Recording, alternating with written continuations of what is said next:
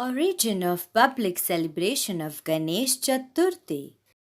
Ganesh Chaturthi is one of the major festivals celebrated in India with great enthusiasm and devotion. On this day, a clay idol of Lord Ganesha is installed in homes and homes are decorated with flowers. Pujas are performed and bhajans, aartis are chanted.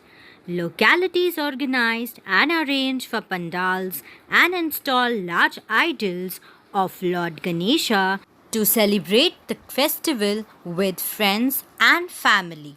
Devotees also prepare Ganpati's favorite sweet modak during the festival. Children, do you know Ganesh Chaturthi celebration was started by Shivaji at the time of Maratha Mughal conflict as a way of uniting warriors together against the Mughals. The same was continued under the reign of prominent Peshwa, namely Madhavrao Peshwa in Pune. However, the British started taking over Peshwa kingdoms and slowly the entire country. The celebration of Ganesh Chaturthi got affected but did not stop. Finally, the great leader and freedom fighter Lokmanya Tilak started public celebration of Ganesh Chaturthi in Pune from 1893 to bring people together and create a sense of unity and responsibility for freedom against British rule. Accordingly, since then, Ganesh Chaturthi is celebrated for 11 days from Bhadrapad Shukla Chaturthi to Bhadrapad Shukla Chaturdashi in Maharashtra and other states and countries as a festival for praising the greatness of Lord Ganesha. So, children, do you know Ganesh Chaturthi is the festival celebrated to honor the birthday of Lord Ganesha, the Lord of knowledge, wisdom, prosperity, and good future. Lord Ganesh is the younger son of Lord Shiva and Goddess Parvati.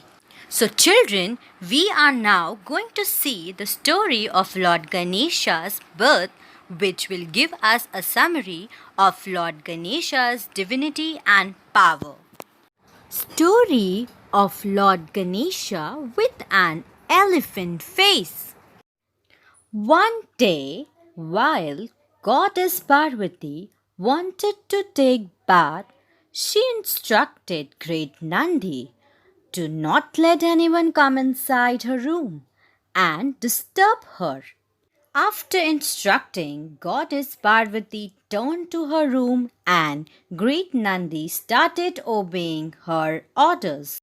After spending some relaxing time in her room, as Goddess Parvati went ahead for preparing to take bath, she noticed Lord Shiva, her husband, entering in her room.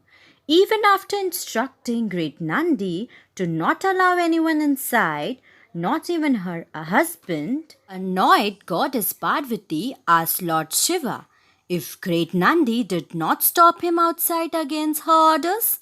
But Lord Shiva answered that no one had the courage to stop him from coming to his wife and he does not need her permission for not coming in as he is her husband.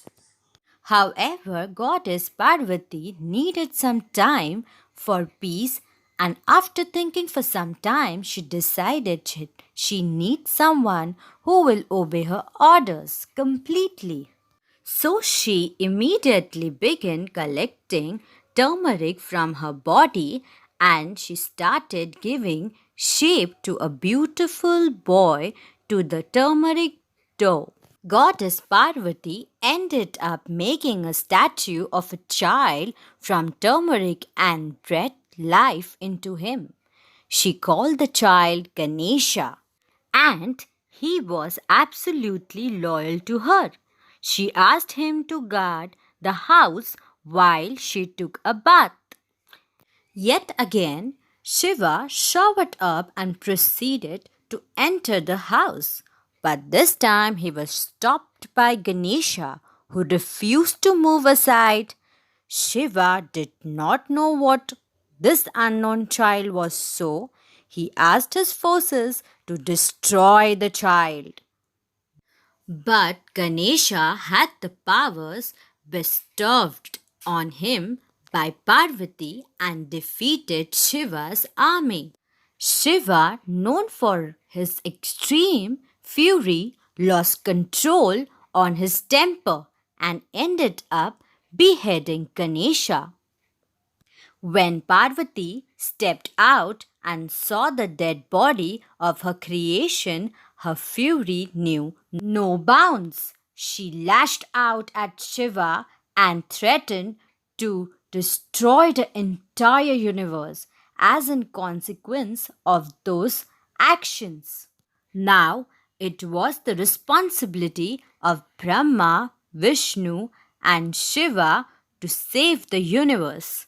Brahma witnessed the wrath of Parvati and apologized on behalf of Shiva to her, advising her not to destroy the universe. Parvati relented on the conditions that Ganesha be brought back to life and be worshipped as the primary god. Shiva too realized the mistake he committed in his rage and apologized to Parvati. He advised his troops to go into the forest and get the head of the first animal they spot. Incidentally, they came across an elephant and brought back his head.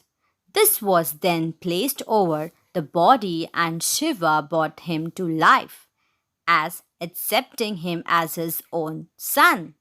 This is how Ganesha was born, as we know, and is now worshipped as the gods of God.